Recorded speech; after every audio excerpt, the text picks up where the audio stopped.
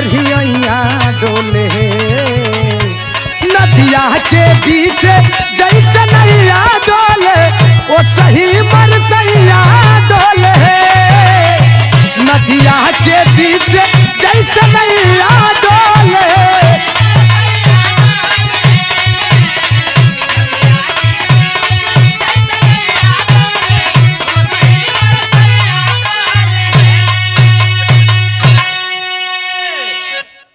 अच्छा भैया लोग, हम भोजपुरी लोकगीत विरहा गायक देवालाल यादव अपनी पूरी पार्टी सहित आप सब भोजपुरिया भैया लोग विरहा श्रोता प्रेमी जितना लोग बा जे विरहा पसंद करेला सबके नमस्कार प्रणाम आदाब सलाम। भोजपुरी में पाँव छुके गोड़ लागत बानी, आशीर्वाद देव सबे।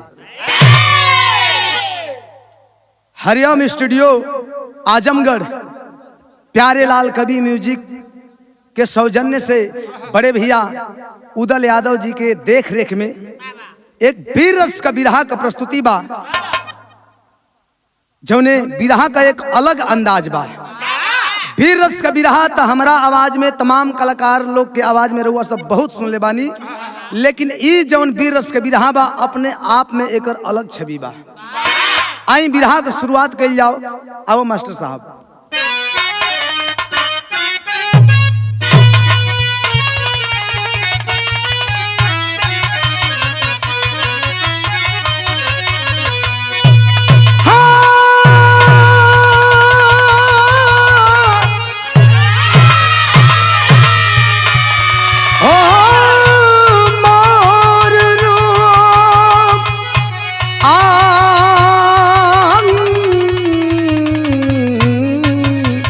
राम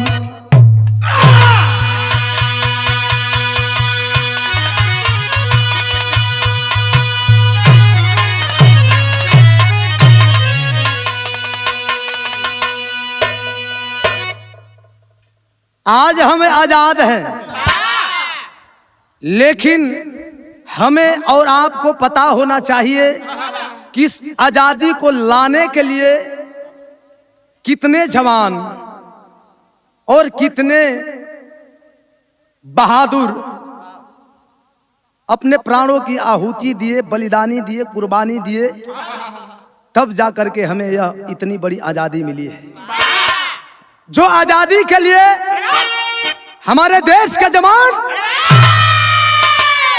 लड़ाई लड़े, अंग्रेजों का सामना किए, दुश्मनों से मुकाबला किए, उनका जोश और जुनून कैसा था जरा गौर फरमाइएगा। कवि जी भूमिका के 4 पंक्तियों में संकेत करते हैं। कैसे लाल?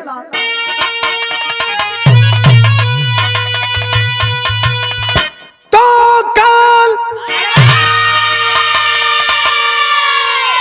काल को ताल दे जंग में जो लड़े, अरे कोट दो नमन उनके जज्बात को, अरे ना झुके ना रुके आगे बढ़ते गए, अरे आजमाए जोहरियों की औकात को, लेके हाथों में झंडा तिरंगा जमा, अरे आसमां में हमेशा उड़ाते रहे, अरे मौत है हम सफर तो भला किसका डर, बांध कर सर कफन गीत गाते रहे।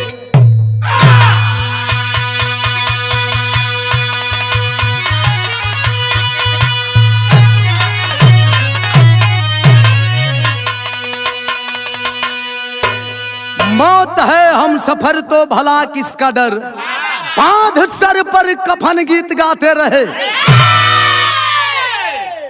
जिसकी मौत ही मंजिल हो, जिसका हम सफर स्वयं मौत हो, उसे मौत से डर कैसा, भय कैसा।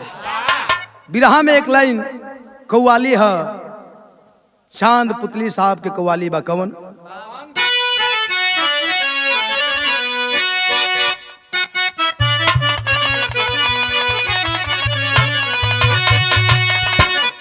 गजल से बढ़िया भाव है।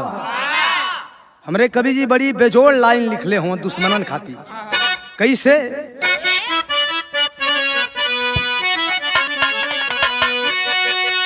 इशारा है दुश्मनन से।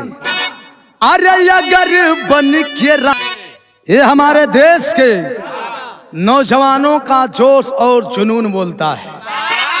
विरहा का कहानी का शुरुआत हो गई जौहरी छंद से। स्वर्गीय रामदेव गुरु जी के अंदाज में कैसे उठा के गामा।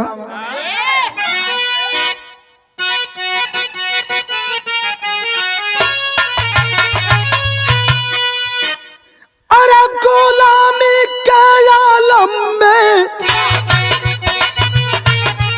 आजादी की अभिलाषा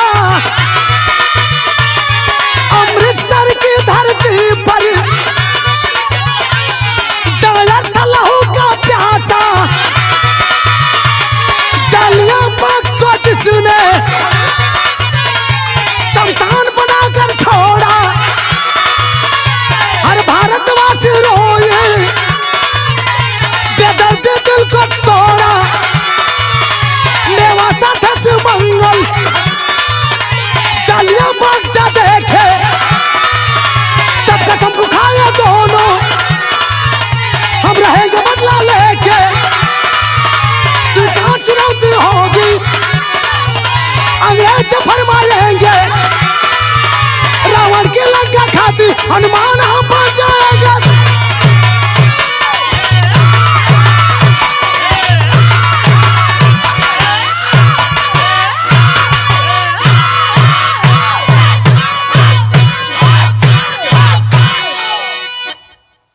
वाह, अंदाजा लगा सकते हैं उदल भैया कि ये जोश जो हमारे जवानों का है, बिरहा के जवानों का, इससे कई गुना ज्यादा जोश और जुनून हमारे देश के दीवानों का होगा। तब जाकर के हमें इतनी बड़ी आजादी मिली है। कहानी तनी समझ ली। देश गुलाम था, भारत मां गुलामी की जंजीरों में कराह रही थी। अंग्रेजों का अत्याचार चरम सीमा पे था। दिन दहाड़े माँ बहू बहन बेटियों की इज्जत को लूट लिया करते थे और छोटे छोटे बच्चों को मार करके भाले के नोक पे लुकाया करते थे। उसी गुलामी के आलम में चंपारण जिला के रहने वाले दो साथी मेवापाल शिवमंगल यादव जवन पहलवानी के बड़ी शौकीन रहलन, पहलवान रहलन।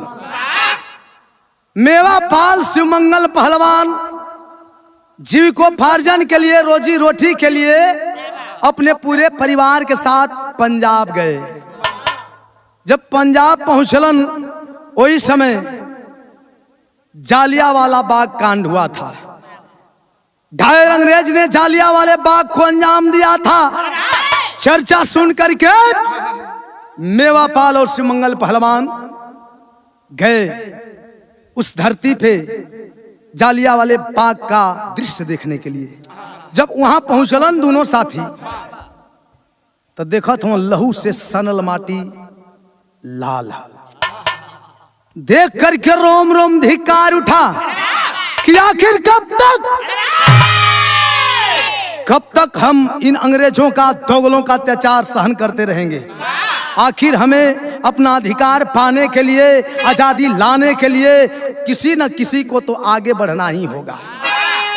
वहां का खून से सनल माटी उठा के माथे पर लगावत हों और दोनों दोस्त मेवापाल शिवमंगल पहलवान कसम खात हों कि अब हम बर्दाश्त नहीं करेंगे, चुप नहीं बैठेंगे। अंग्रेजों द्वारा दी गई हर चुनौती हम आगे बढ़ करके स्वीकार करेंगे।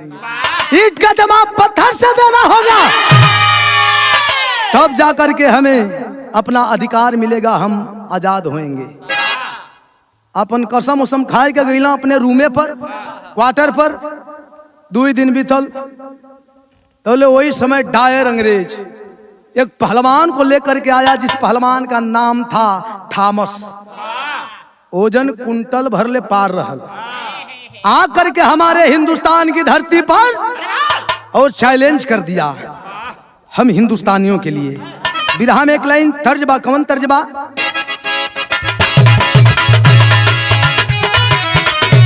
अरे जियालाल, ओहो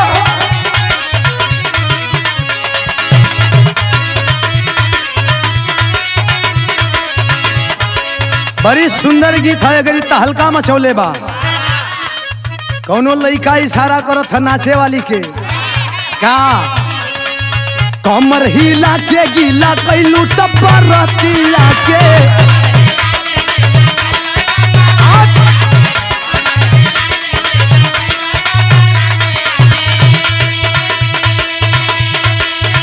ओके तो सुख बुक बाडू पूरा रहतिया के। क्या बात है, बहुत अच्छे।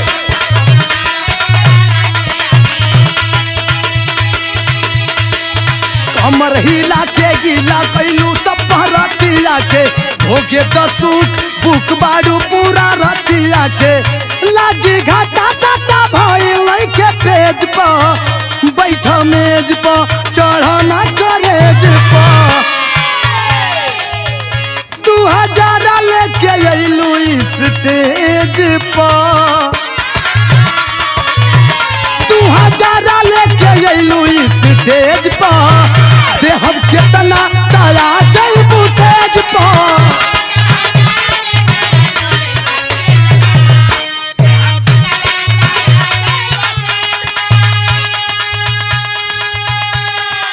लेकिन डायर अंग्रेज अपने थॉमस पहलवान के लेके और पूरे हिंदुस्तान के लोगन के चैलेंज कैले हो।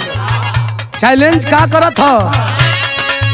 घर चल अंग्रेज ले बहा धावा मिलाई हो।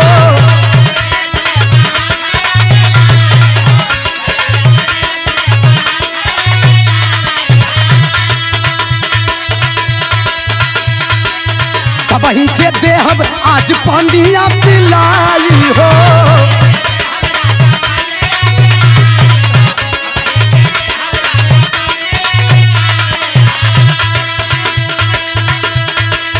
घर चल अंग्रेज ले बहा धावा मिलाई हो।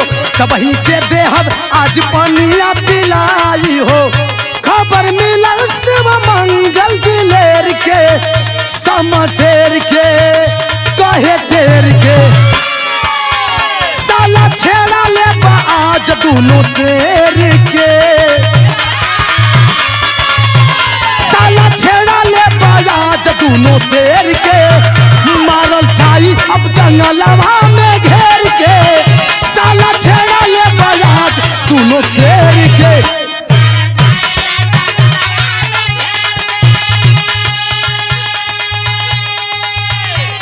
चैलेंज कर दिया डायर अंग्रेज अपने थॉमस पहलवान को लेकर के कि है कोई हिंदुस्तानी जो अपनी माँ का दूध पिया हो तो आकर के मेरे पहलवान से लड़ ले। शर्त रखा था कि जो मेरे पहलवान को पटक देगा उसे भरपूर आजादी दी जाएगी, उसे आजाद कर दिया जाएगा और जो पटका जाएगा कड़ी से कड़ी सजा, सजाए मौत भी हो सकती है। और कहता कबो सेहरावा से टिकी ना सियार रन में।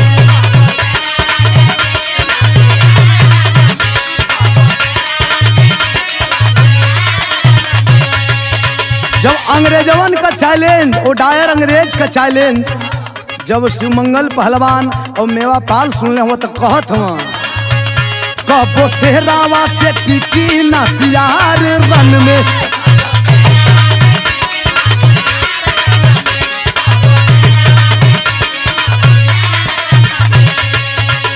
भागी भूजा बल के देख के पिलार रन में।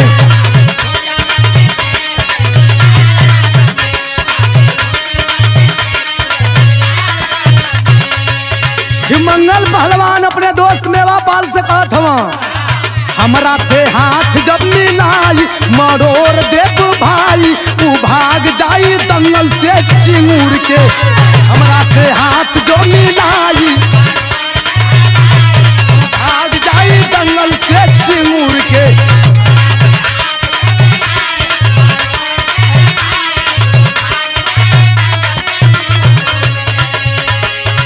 हमरा से तनी को नयाटी धरती का माटी चाटी तो घरे जाई सालाऊ निहूर के। हमरा से तनी को नयाटी धरती का माटी चाटी तो घरे जाई सालाऊ निहूर के।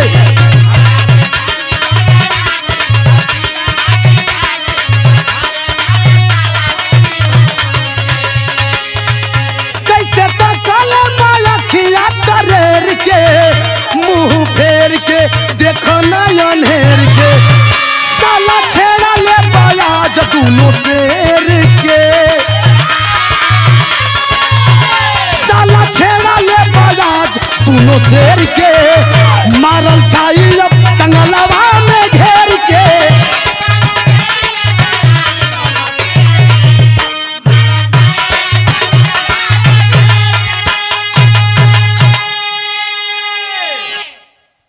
शिवमंगल पहलवान मेवापाल कहत हन कि साला चैलेंज करत ह एक पते ना है कि शेरन का आगे सियार कबो टिकल ना हुआ ना टिकी है। एगो शेर का आगे 1000 गो सियार रही हैं तब वो शेर भारी पड़ी।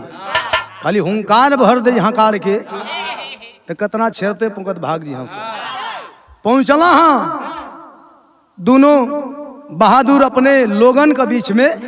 तो लोगन का एकदम मन में चिंता है कि ये भाई अब का हो अंग्रेज तो चैलेंज कोई ले बा देखो देश का पानी रहेला कि चले जाला। तौले शिवमंगल पहलवान आवाज देत हुआ अपने हिंदुस्तान के भाई लोगन के टेरी के भाव कैसे।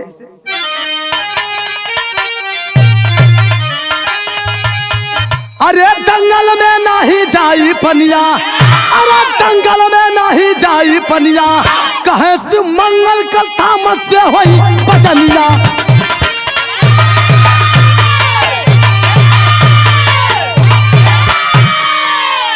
कहे शिवमंगल कल थामस से होई बजनिया दंगल में नहीं जाई पनिया। कहला काल कुश्ती होई चिंता ना करे के है। देखब कितना हो करे जोर है सबकर मन में चिंता है। कुश्ती लिखा गई तो कवि जी भाव लिखत हूँ झूमर छंद है। कुश्ती थामस से लिखा के ना चला रस्ता के वही निर्मला कहे जिया हमार वीराना देखे पैसा तो है राजी धोखा कोई चाहिए पाजी लेकिन जीत ली हम बाजी ललकार वीरा। कसम राखी के धरौली बहिन दंगल में बैठल कसम राखी के धरौली बहिन दंगल में बैठल चन्न टीका वाला गाई के लीलार वीराना।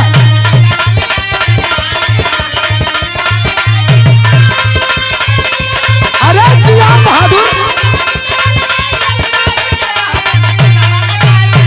जिया जिया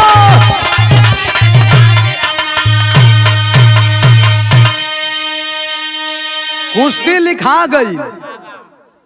घरे जब अलन बहिन ही एक ठे निर्मला शिवमंगल पहलवान का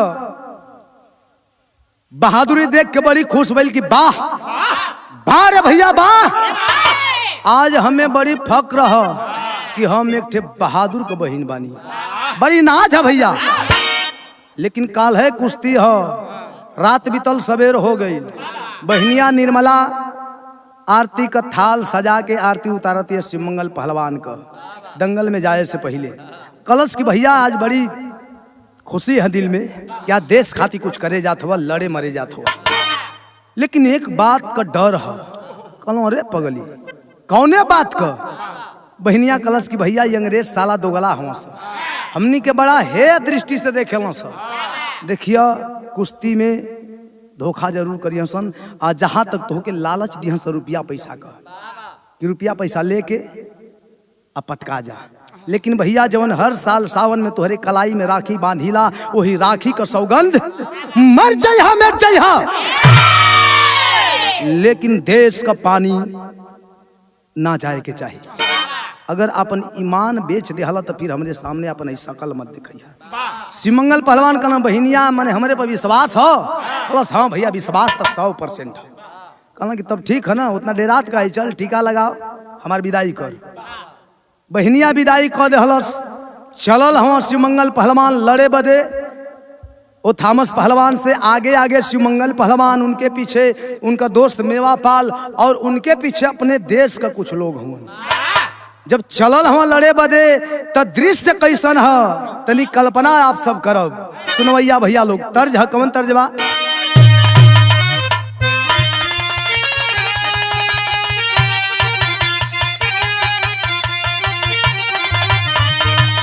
एवनी गीत के हमारी आवाज में रहुआ सब बड़ी पसंद कैनी, बड़ा प्यार दुलार देहली। कौनो भौजाई से और ननद के बीच में बात होता, भौजैया अपन दिल का दर्द कहतिया अपने दुलरुई नंदी से। का कहे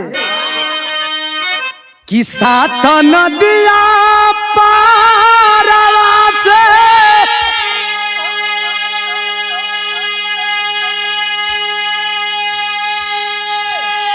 अरे मर भैया अइला रे ननदी।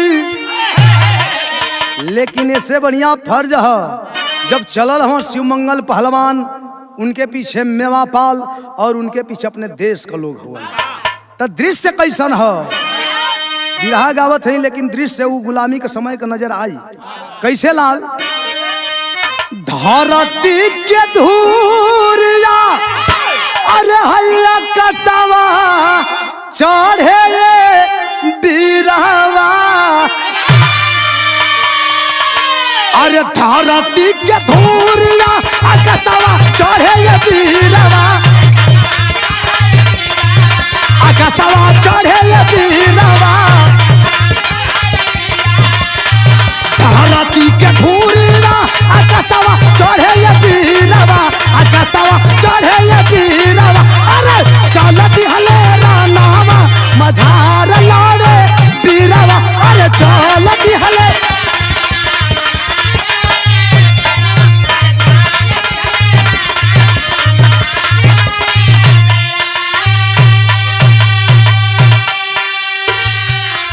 एकदम धरती का धूर आसमान छुअले है, पीछे का लोगन के कुछ दिखाई ना देता, मतलब आगे जो चलत है पीछे मुड़ के देखले पर कुछ लौकत ना है, खाली एकदम धरती का धूर आसमान छकले है।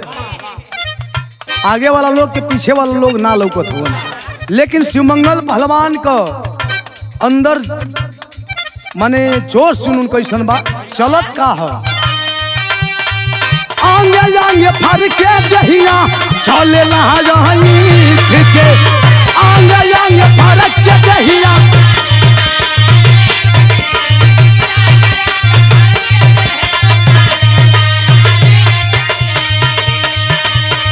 हाथ ले बचा नयाचू सीना पर बैठ के,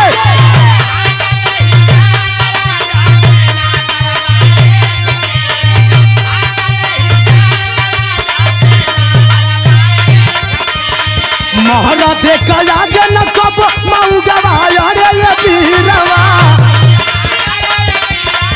मऊ गवाया रे ये बीरवा।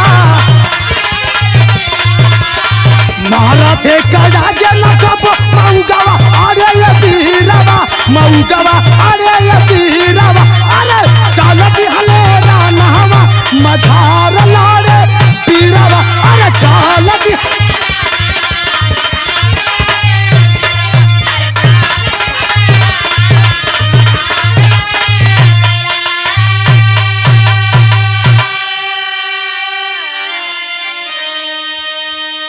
पहुंचल हुआ अपने दोस्त मेवापाल का साथे शिवमंगल पहलवान, कुछ हिंदुस्तान का लोग भी हुआ। अखाड़े पर पहुंचला, हाथ मिलौल भइल। जब हाथ मिलौला तो देखे में पातर हुआ। अंग्रेजवा सोचलस कि मोटहर बानी तनी दबा दें कि कूर जाई, डेरा जाई, पहले ही सदक जाई। लेकिन जब हाथवा शिवमंगल पहलवान ऐसे ही बढ़ौला, अंग्रेजवा दबावत तो थोड़ा हड्डिए टाइप कहीं निकलल हो, कच देना गोड़ल तो कहते ओ माय गॉड, साला देखने में इतना पतला होएगा, अंदर से बड़ी कड़क है, माने भड़क गल। समय 10 मिनट का तय भाई। कुश्ती शुरू होत बा। जब गर्जना भर के चलल हम शिवमंगल पहलवान थॉमस पहलवान से लड़े खाती, तब बिरहा में तर्ज बदल गई।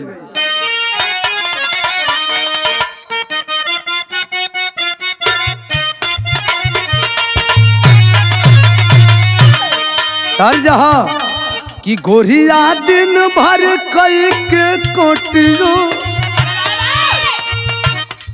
ये तो हमारे उस्ताद लोग का हो, लेकिन हमारी स्पेशल चीज का हो आज का जनरेशन का चीज कि कवना जिला के बाड़ू नमूनो। अरे कवना जिला के बाड़ू नमूनो, कवना जिला के बाड़ू नमूना, कितना जन के लगवलू चूना, मोबाइल नंबर बता दो ना।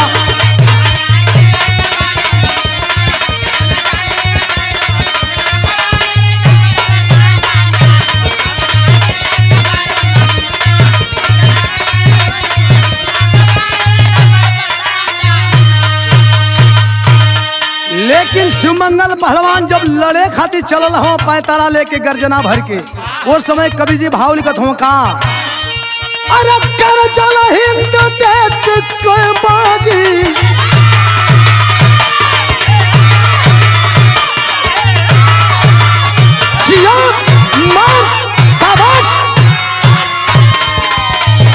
कर चल हिंद देश के बागी, अजुआ था समर में लागी, आगे लागल बदनियाना।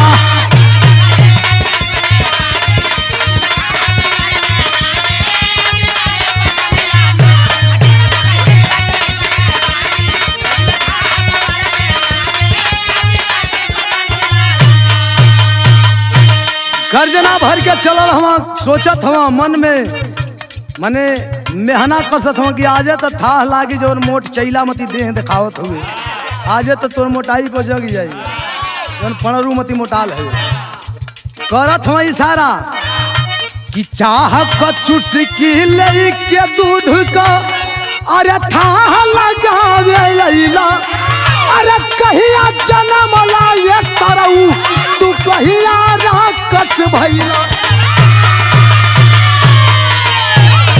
सूतल से रगैल जब जागी, हम सोचा खाड़े से भागी, आगे जागल बदनियाना।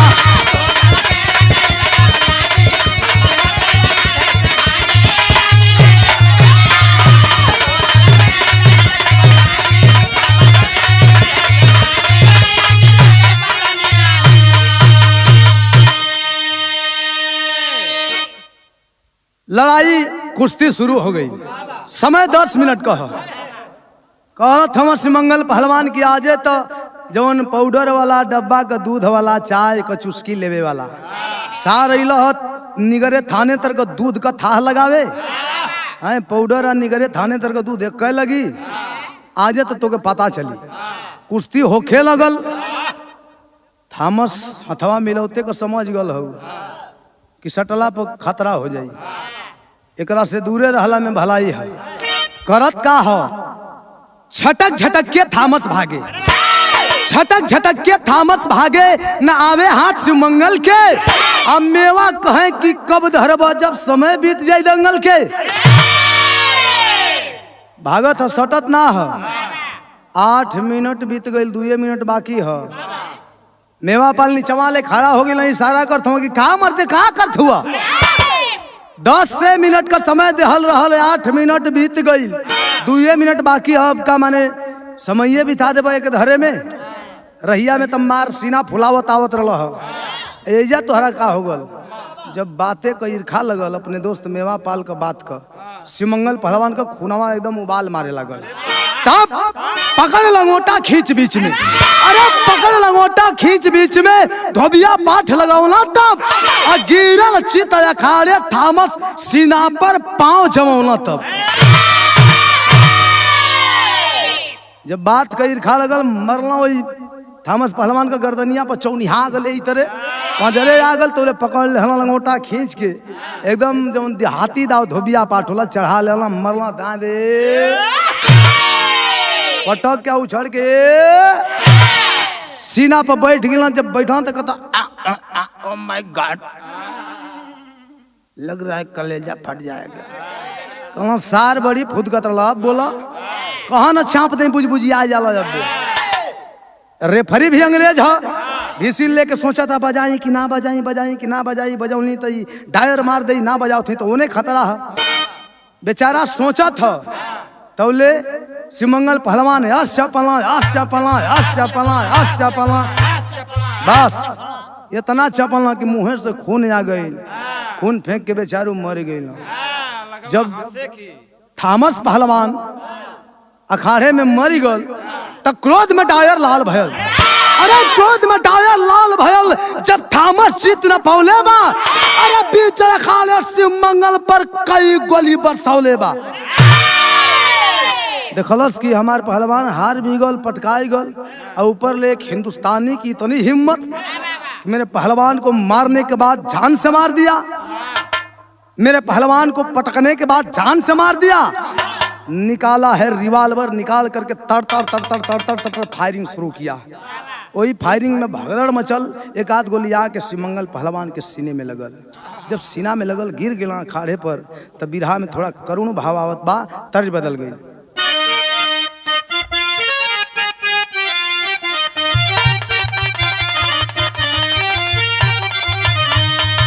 एक ठे बेटी का दर्द है, बेटी बतावे ले कि माई या बाबू में कितना अंतर होला उनका ममता में। अरे माई कहेली बेटी नियारे बियाह बई हो, अब बाबूजी कहेलन बड़ी दूर हो। लेकिन शिवमंगल पहलवान को गोली लगी है, अखाड़े बीच गिरे हुए हैं, आखिरी सांस चल रही है। तो कवि जी भाव लिखत हों, अरे झर झार बरसे मित मेवा कलसिया हो, जैसे राम लंका में लाचार हो। जिंदगी और मौत के बीच जो कुछ ही पल के मेहमान हैं, शिवमंगल पहलवान को गोद में लेकर के मेवा पाल रो रहे हैं, विलाप कर रहे हैं। लेकिन आखिरी सांस लेते हुए शिवमंगल पहलवान अपने दोस्त मेवा पाल से एक बात कहते हैं कि मरती समैया शिव मंगल चेतावाले हो, मरती समैया शिव मंगल चेतावाले हो, तुम्हारे सहारे परिवार हो।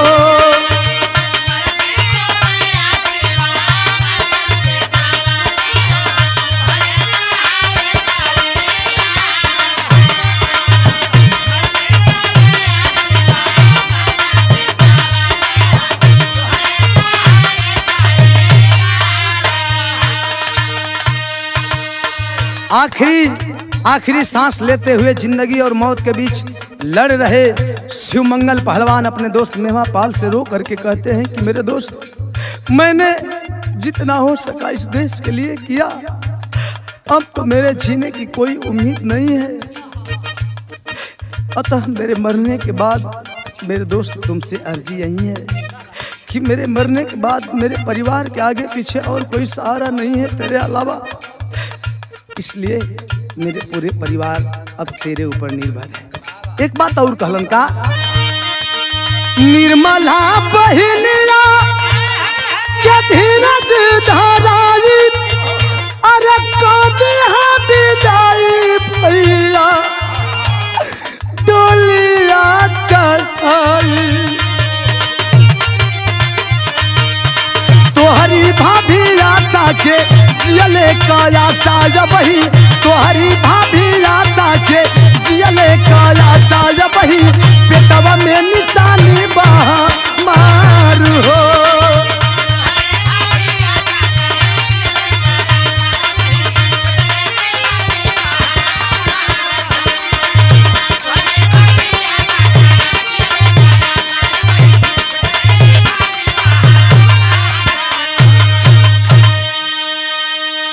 जिंदगी और मौत के बीच जो कुछ ही पल के मेहमान हैं, शिवमंगल पहलवान अपने दोस्त मेवा पाल से कहते हैं कि मेरे दोस्त, मेरे पूरे परिवार का ध्यान रखना, अब तेरा ही सहारा है। एक बात और, जो मेरी इकलौती बहन निर्मला है, तेरी धर्म की बहना, समझा बुझा करके समय अनुसार एक भाई का, एक बाप का फर्ज निभाते हुए उसे डोली में बिठा करके उसके ससुराल विदा कर देना।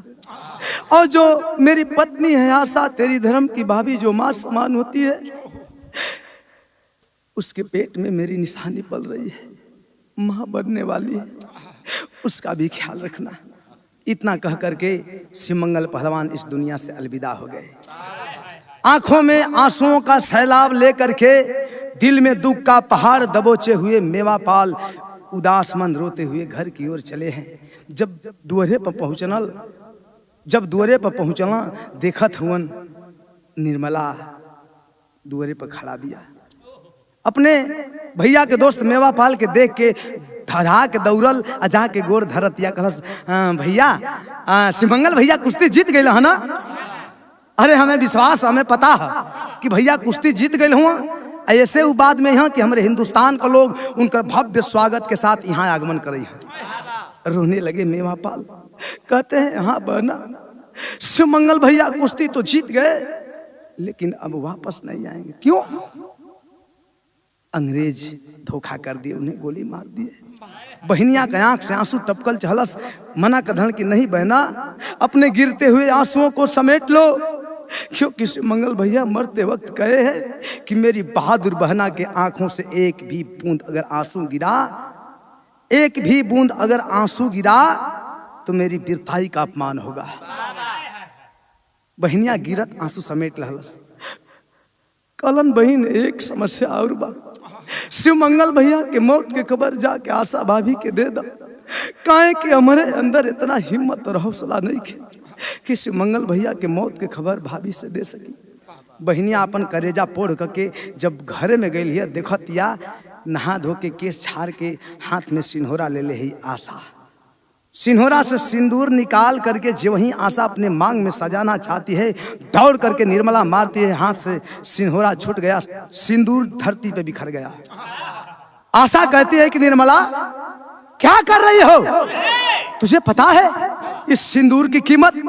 अरे जिस किसी स्त्री के मांग में जब तक यह सिंदूर रहता है तब तक वह स्त्री सुहागन कही जाती है, और जिस दिन यही चुटकी भर सिंदूर किसी सुहागन के मांग से मिटा दिया जाता है, उसी दिन से वह स्त्री विधवा कही जाती है, दुनिया की सबसे बड़ी अभागन कही जाती है। पागल हो गया ये हमारे सैया का निशानी है, सुहाग है। रोने लगी। निर्मला कहती है भाभी वही तो बताना चाहती हूँ कि अब यह सिंदूर आपके लायक नहीं। शिवमंगल भैया अब इस दुनिया में नहीं रहे, अंग्रेज मार दिए। आप लोग समझ सकते हैं एक परिवार का दुख, किसी भी परिवार में किसी भी सदस्य की मौत की खबर एकाएक उसके सामने जाए तो दिल पे क्या गुजरेगा। मांगों का सिंदूर पोंछ डाली, हाथों की चूड़ियां फोड़ डाली, तन पे सफेद वस्त्र धारण करके विधवा का भेष बना करके जिंदगी बिता रही है। समय बीतता गया, समय अनुसार प्रसव पीड़ा भइल, बच्चा पैदा भइलन जुड़वा, जवना में एक बचवा का नामकरण भइल रामू, दूसर का बेटवा का नाम श्यामू। सेवा टहल के करत बा निर्मला, शिवमंगल पहलवान का बहिन, लइकन का बुआ। सेवा टहल करत बा, रोज रोज तेल अपटन लगावत बा। एक दिन सुबह सुबह तेल अपटन से घसत मिसत बिया निर्मला अपने भतीजन के रामू श्यामू के मिस घस के अपने भौजाई से कहलस कि देखिया भौजी, ई जौन हमार दोनों भतीजा हुआ ना, एक दिन बहुत भारी पहलवान बनिया, शिवमंगल भैया से भी बड़ नाम कमैया। ये कोई के अलग अलग पलना में सुता दे हलस। सब खुश बा, गम भुला के खुशी हो परिवार में। तब तक संजोग बिगड़त, आकाश के ओर से एक गिद्ध उड़ता हुआ आया और एक बच्चे जिसका नाम श्यामू था चोंच में दबाया लेकर के आकाश की ओर उड़ चला। घर में खलबली मच गई। हाय लाल कह के छाती पीट के आशा रोवे लगली, निर्मला रोवे लगली। लेकिन गिद्ध उड़त उड़त कहाँ गल यार कुछ पता ना है। उड़ते उड़ते एक गांव में गया, जिस गांव का एक मुसलमान मुमताज नाम था, खुदा का अदा कर रहा था, नमाज पढ़ रहा था। अचानक उस गिद्ध के चोंच से वो बालक छूटा और हाथों पे आ गिरा। आंखें खुली मुमताज की, देखा बालक, बड़ी खुश हुआ। क्यों? क्योंकि खुदा ने उसे कोई औलाद नहीं दिया था। दौड़े दौड़े गया अपनी बीबी सलमा के पास, कहा वो सलमा इधर आओ, देखो खुदा ने हमें कितना सुनहरा तोहफा दिया है, अब यही बच्चा हमारे बुढ़ापे का सहारा बनेगा। वो लड़का का पालन पोषण एक ठे मुसलमान घरे होखे लगल। समय बीतत बा भैया, हम बताइला कि मुअला का याद ए दिल से बिसर जाले, लेकिन हेरैला का याद मरते दम तक ना बिसरे। समय बीतत बा, पति के मौत के गम भुला चुकल बाड़ी आशा देवी, लेकिन औलाद का गम सतावत है जौन लड़का हेरा गल बा। 10-12 साल 15 साल बीत गई। एक रोज दरवाजे पे से बैठ के हेरायल बेटवा का गम में रोवत है, आंख से आंसू गिरत बा। तौले भयल का सोरठी भाव।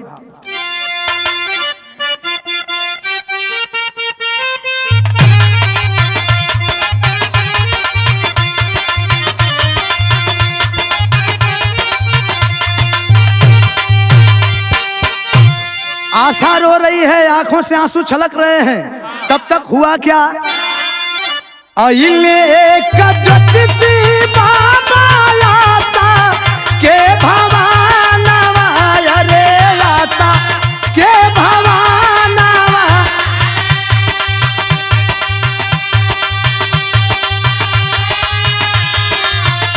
आइले एक ज्योतिषी बाबा आशा के भवानवा, अरे आशा के भवानवा। पूछे लगल बातिया तिखारनु राम की रामा हो।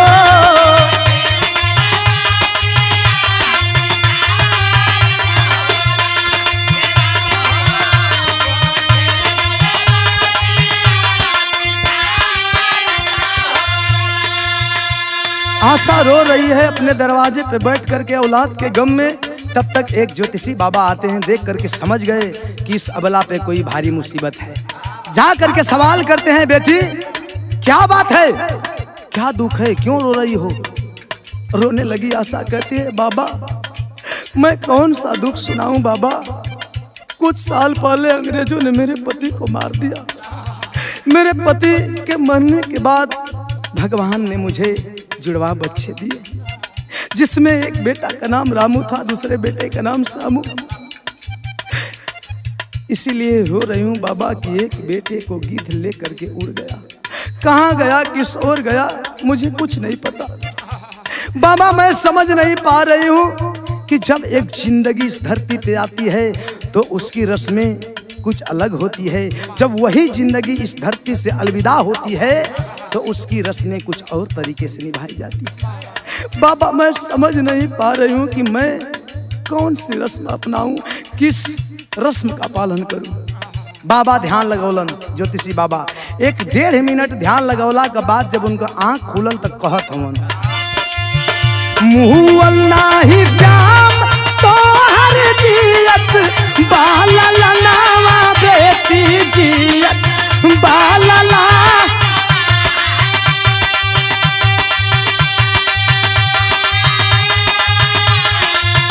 मुहुअल्लाही श्याम तो हर जियत बाला नवा बेटी जियत बाला लाना। मान ले बुकाना हमारा नूरे राम की रामा हो।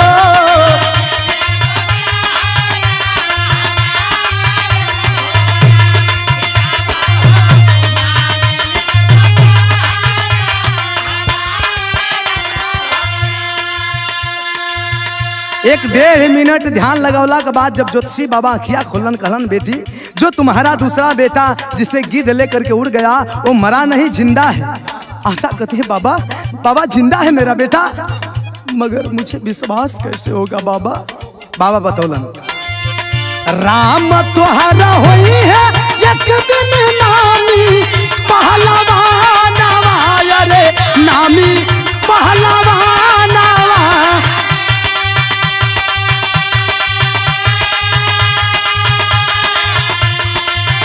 राम तुहरा होई है एक दिन नामी पहलवानवा, अरे नामी पहलवानवा।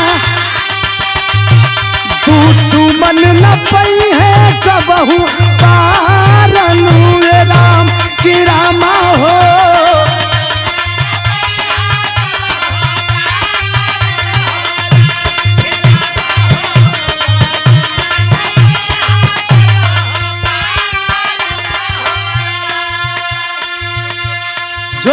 बाबा कहलन, जब आशा पूछली कि आखिर कैसे हमके विश्वास हुई कि दूसर का बेटा श्यामू जिंदा बा। बाबा कहलन कि बेटी, ये जो तुम्हारा दूसरा बेटा रामू है, समय अनुसार बहुत भारी पहलवान बनेगा, जिसका कोई ना जोड़ होगा ना ही कोई तोड़ होगा।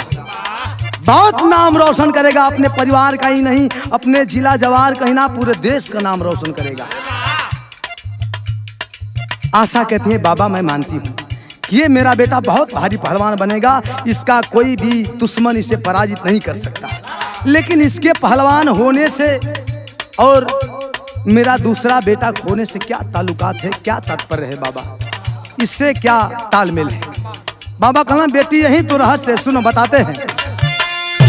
लहरी से बराबर कुत्ते जनिहा, अपन खूनावा रे जनिहा, अपन खूनावा हो।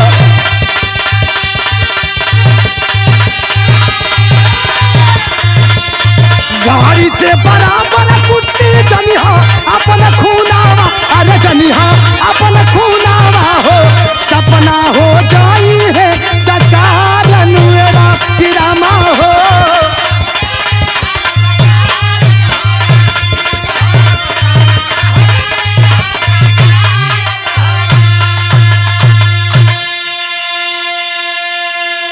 कलन की बेटी यही रहस्य है, तुम्हारा ये जो बेटा रामू है बहुत भारी पहलवान बनेगा, कोई दुश्मन इसे पराजित नहीं कर सकता।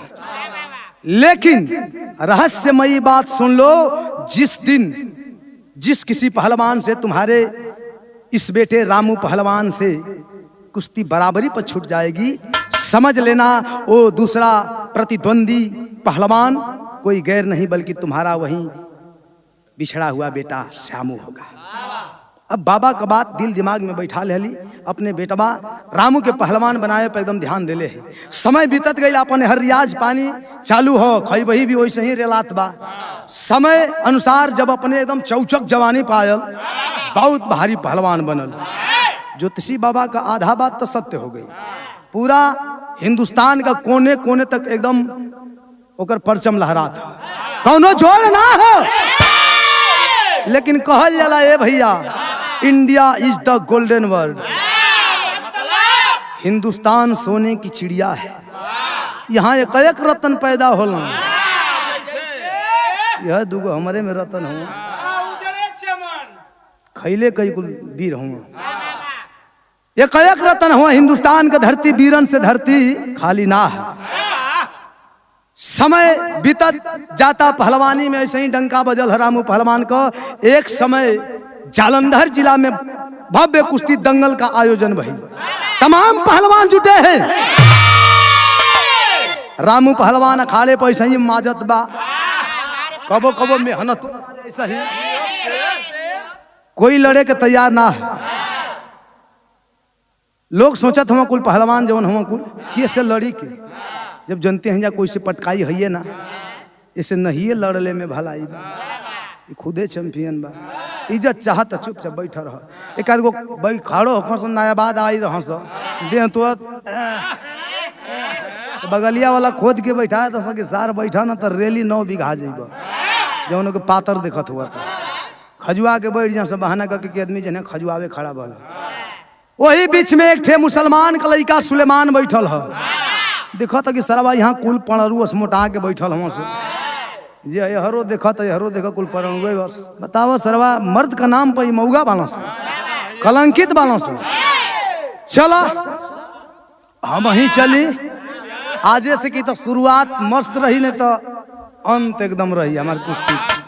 जाके जब तड़ दे हाथ आगे बढ़ौलस तो तन की हिचक गई ना रामू पहलवान। लेकिन भाई चैंपियन वाला तो कैसे हाथ चुराई, आदमी कहा लड़ा लड़ा हल्ला कैला, कुल पहलवान हाथ मिल गई। कुश्ती का समय भी तय हो गई आर पार कि कहियो एक जोड़े ना मिलत ला, मिलबो कल तो समय बांधल जाई ना, आज जो ले फैसला ना हुई तब ले कुश्ती शुरू हो गई रामू पहलवान और सुलेमान पहलवान में। तो बिरहा का आखिरी गीत था, कौन गीत?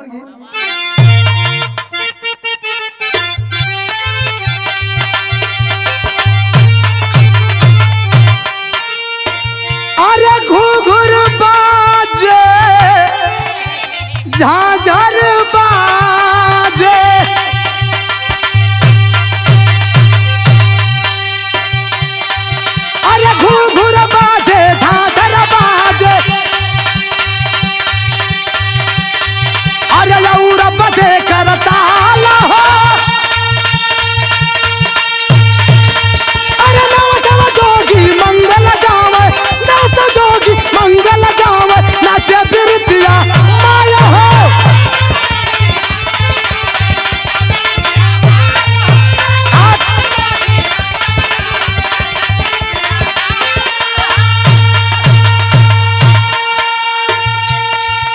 कुश्ती शुरू हो गई।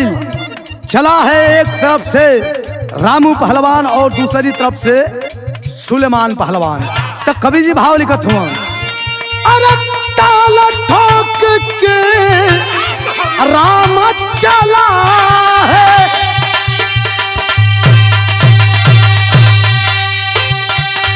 अरे ताल ठोक के राम चला है, अरे सीना तान सुलेमान है, अरे लड़ा जंग में दोनों बहादुर, लड़ा जंग में दोनों बहादुर, देखत सब हैरान है। अरे जिया बहादुर,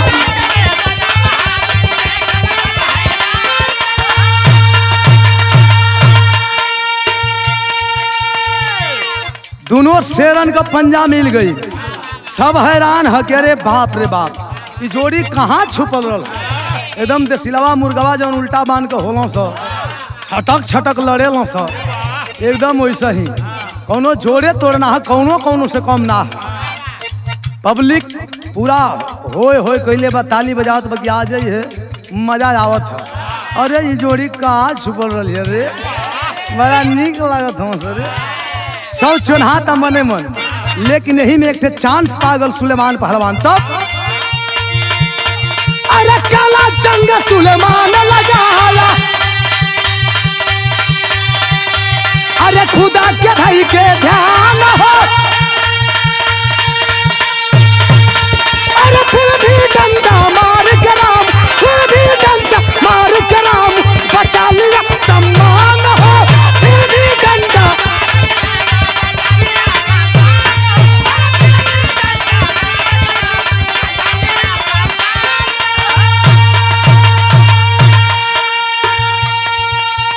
एक चानस मिलल है सुलेमान पहलवान के, लगा ले हलस काला जंग पर चढ़ा ले हलस। जब काला जंग पर रामू पहलवान के चढ़ोल सुलेमान पहलवान, तो जवन रामू पहलवान के सपोर्टर हुआ करेजा पहात, हे भगवान इज्जत गई। तो इहो कोनो मामूली पहलवान थोड़ी बा, जे लड़ल हुई उजानत हुई। काला जंग का काट होला डंडा, भैंस हाके वाला डंडा ना, काला जंग का काट होला दाव। जब काला जंग पर उठैया से पहलवानवा, तो दूसरा पहलवान ये टंगरिया पेश के झुरा के खड़ा हो जाई, तो हुचकी यही तेरे मारी उठबे ना करी। मार के डंडा निकल गल, ताली बजावला कुराम पहलवान के सपोर्टर की जाए दे प्रभु, इज्जत बच गई। लेकिन लोग अंदाज का लगावत हुआ, अरे शेर से पंगा शेर लिया, अरे शेर से पंगा शेर लिया है, अरे लगावे सब अनुमान है, अरे बराबरी पे कुत्ते छूट, बराबरी पे कुत्ते छूट, जंगल बिच दरमियान है, बराबरी पे।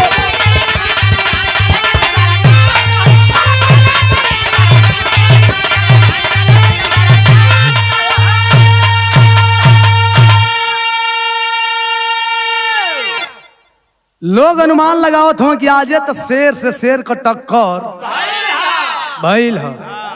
उदल भैया देखो, इस शेरन का ताव पर मुस्कियात हो, शेर से शेर का टक्कर भइल है। खूब मन में पब्लिक खुश बा कि आजे तो साला कई साल का मजा खत्म भरल, आज मजा आवत है खूब। लेकिन लड़त लड़त पोजीशन का है, उहो पैया हो गल, इहो पैया हो गल।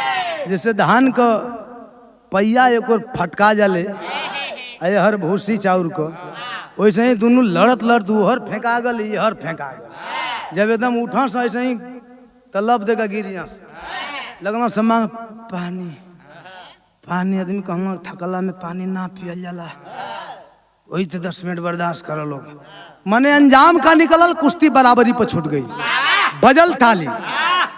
सुलेमान पहलवान खुश है कि पहली बेर कुश्ती लड़ली या बराबरी पे इतना नामी पहलवान से, कौनो जीत से कम। लेकिन रामू पहलवान को मन में दुख हो कि साला कौनो हिंदू धर्म का लड़का से अगर बराबरी छूट रही तो कौनो दिक्कत ना रहा। एक ठे मुसलमान का लइका हमार बराबरी कर दहलस, दिल में दुख है। इनाम सिनाम कुछ मिलबे ना कयल। घरे गयल रामू पहलवान मुंह लटकौले, एकदम उदास चेहरा जाए के खटिया पर बैठ गई। आशा मतारी पूछली, बेटा कैसन उदास हवा, लड़े गई रहा का बात है, पटका गई का?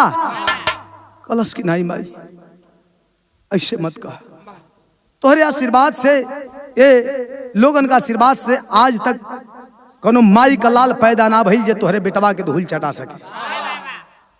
तो आखिर पटकैल है ये ना, उदास काहे हुआ? तब बताओ ता अल्लाह के भाव में कैसे?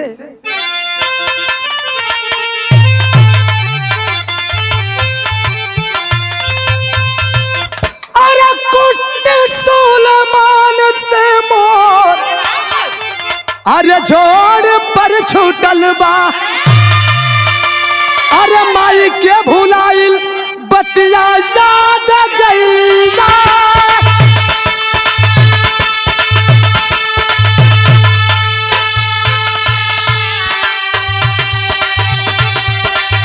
रामू से कहे सुलेमान से मिलावा,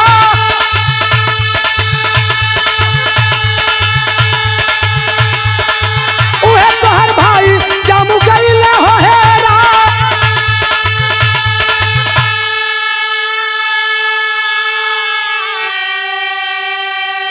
उदास काहे हो रामू? अपने मतारी आशा देवी से कहलस कि माई आज हमार कुश्ती बराबरी पर छूट गई। माई कहली, अरे बेटा बराबरी पर छूट गई तो कौन बेइज्जती है? डहके लगल, रोवे लगल। कहलस कि माई अगर कोनो हिंदू का लइका बराबरी कैले रहत कोनो दिक्कत ना रहा, एक ठे मुसलमान का लइका हमार बराबरी कैले बा माई, जिए का मन नहीं करत, बहुत भारी बेइज्जती हमार भइल बा। समझावत हिया, मतारी कभी आंखिया में आंस चले लगल। कहलस कि अरे बेटा देख, तोरो आंख में आंसू है, हमरो आंख से आंसू छलकत बा, लेकिन एकरा में फर्क बा। तोर आंसू दुख का बा, हमार आंसू खुशी का। खुशी कौन खुशी? उहे ज्योतिषी बाबा वाली बात बतावत है, जौन ज्योतिषी बाबा बतौले रहलन, उ जौन बराबरी जौन पहलवान से तहार भल है, उ तोहार कोनो प्रतिद्वंदी के रूप में गैर ना, तोहार बचपन का बिछड़ल जुड़वा भाई श्यामू है। चल तनी हमके उस सुलेमान से मिला। तब अरे माई बेटा गइले सुलेमान के भवना,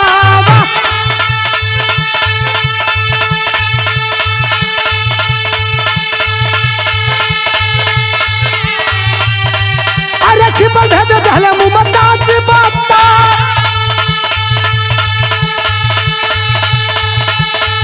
अरे गरवा में रहल हनुमान जी के जानता,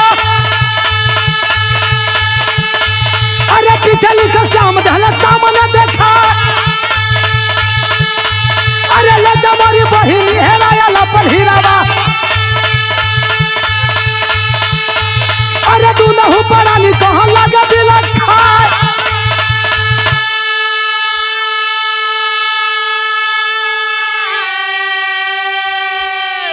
मतारी बेटा आशा देवी अपने बेटवा रामू पहलवान का साथ है, जब सुलेमान का घरे गईली, सुलेमान का अम्मी और अब्बा से मिलली मुमताज और सलमा से, सारी अपन कहानी बतौली। मुसलमान तो था मुमताज, लेकिन दिल का बड़ी रहम दिल इंसान था।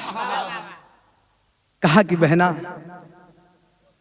तेरी सारी कहानी सुनने के बाद वाकई तेरी बातों में सच्चाई है, और ये सच में हम लोगों का बेटा नहीं है।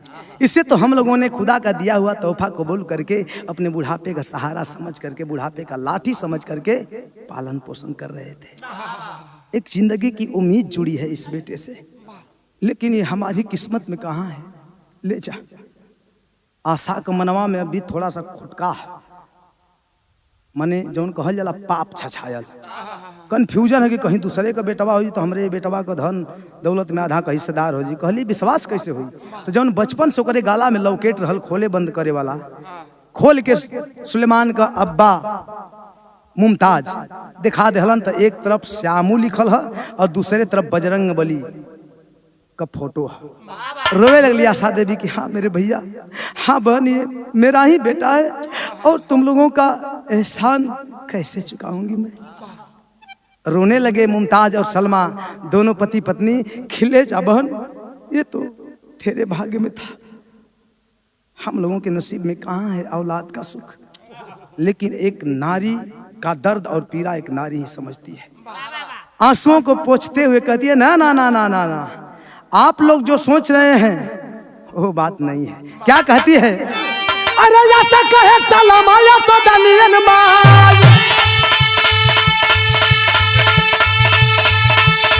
अरे शाम के जियावले सुलेमान हो बना,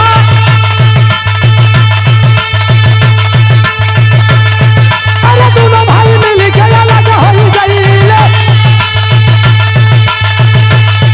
अरे लड़ाई आजादी वाली तेज भाई मार,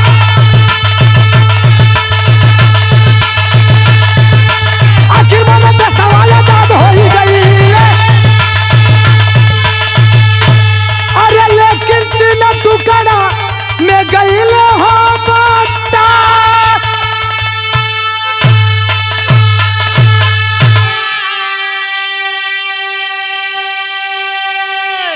आशा कहती है कि नहीं नहीं नहीं नहीं नहीं, जो आप लोग सोच रहे हैं वैसी बात नहीं है। मुझे खुशी है कि मेरा औलाद, मेरा खोया हुआ बेटा जिंदा है। लेकिन ये जमाना जानता है कि भगवान श्री कृष्ण के जन्मदाता वासुदेव और माता देवकी थी। लेकिन पालन पोषण किसके यहाँ हुआ? बाबा नंद और यशोदा मैया के यहाँ। तो मैंने तो सिर्फ देवकी की तरह इससे जन्म दिया है, लेकिन बाबा नंद और यशोदा मैया का फर्ज तो आप लोगों ने निभाया है। इसलिए उस कथन के अनुसार हमसे कहीं ज्यादा अधिकार इस बेटे पे आप लोगों का है। खुशी है बस अपने बेटे के जिंदा होने का। ये आपका बेटा था है, ये आपका बेटा था, है और रहेगा। दोनों परिवार में मिलन हो गल, अपन न्योता हकारी हितई गणनीय चले लगल। धीरे धीरे समय बीतता गया, क्रांतिकारियों ने अपनी आवाज को बुलंद किया। जिन क्रांतिकारियों की टोली में रामू श्यामू उर्फ सुलेमान पहलवान भी शामिल होकर के देश की आजादी के लिए लड़ाई लड़ा। प्रमाण मिला कि उसी टायर अंग्रेज को लंदन में घुस करके वीर उधम सिंह शेर की भांति मारे। इस तरह से लड़ाई जारी रही, संघर्ष जारी रहा, हमें आजादी मिल गई। लेकिन आजादी के बाद हमारा मुल्क 3 हिस्सों में बट गया, हिंदुस्तान, पूर्वी पाकिस्तान और पश्चिमी पाकिस्तान। जो वही पूर्वी पाकिस्तान आज बांग्लादेश के नाम से जाना जाता है। तो आजादी की खुशी तो भइल भैया, लेकिन दुख सबके दिल में कब बुझायल?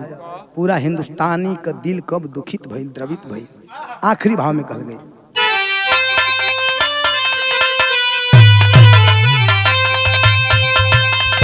अरे सबके दिल में दुखवा, अरे बुझायल तहिया, भारत माता का चरवा बटायल जहिया।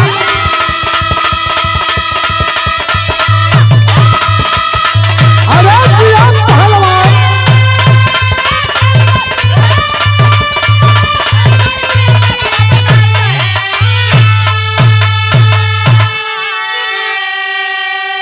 जहिया देश का बंटवारा हो गल, वो दिन पूरा हिंदुस्तानी का आंख से आंसू छलकत बा, दिल द्रवित बा।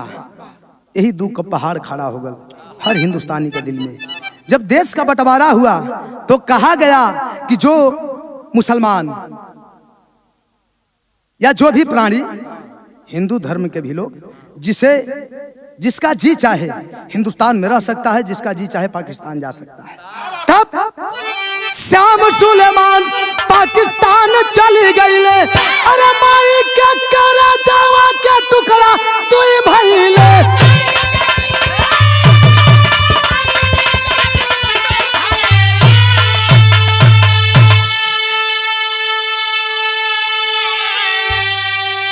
उसी बंटवारे में श्यामू उर्फ सुलेमान पहलवान अपनी अम्मी और अब्बा के साथ पाकिस्तान चला गया और आशा देवी अपने बेटे रामू पहलवान के साथ हिंदुस्तान में रह गई। लेकिन हर भैया रामू को हकरा है एक बात का, अरे अब क्या भैया रामू क्या बुझाई बहिना भारत माता का चरवा बटायल चाहिया।